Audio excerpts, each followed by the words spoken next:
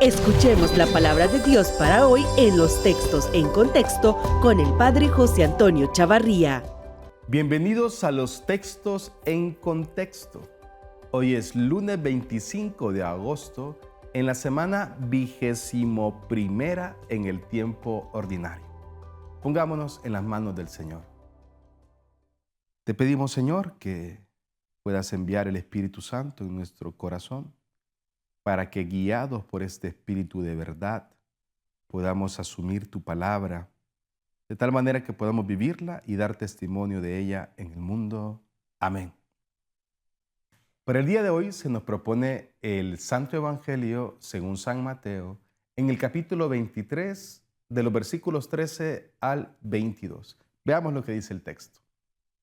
En aquel tiempo Jesús dijo a los escribas y fariseos: ¡Ay de ustedes, escribas y fariseos hipócritas, porque les cierran a los hombres el reino de los cielos! Ni entran ustedes ni dejan pasar a los que quieren entrar. ¡Ay de ustedes, escribas y fariseos hipócritas, que recorren mar y tierra para ganar un adepto, y cuando lo consiguen lo hacen todavía más digno de condenación que ustedes mismos! ¡Ay de ustedes, guías ciegos, que enseñan a jurar que jurar por el templo no obliga, pero que jurar por el oro del templo sí obliga!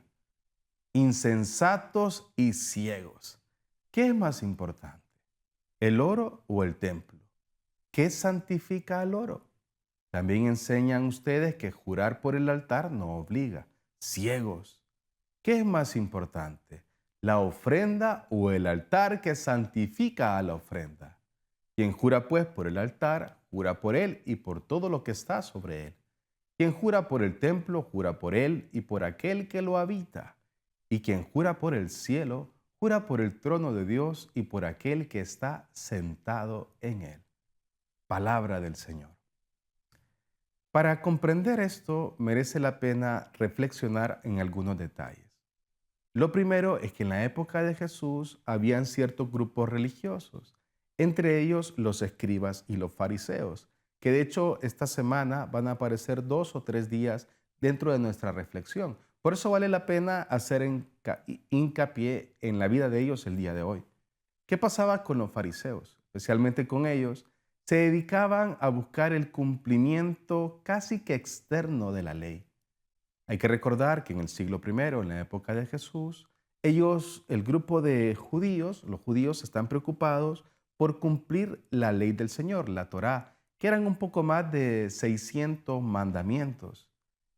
Fariseos hacían una fuerza para que la comunidad cumpliera con estos mandamientos, pero muchas veces se quedaba más en lo externo que en lo interno.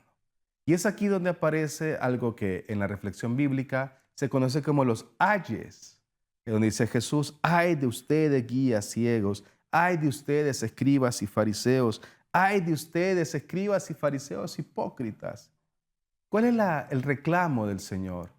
Que ellos, en su afán del cumplimiento de la ley, se olvidaron en función o en relación a qué estaba el cumplimiento de la ley y se quedaron en cumplir la ley por la ley y no lo que la ley realmente buscaba. ¿Cuál era la búsqueda real de la ley? La ley de Dios buscaba que con la vida se le diera culto, homenaje, adoración a Yahvé.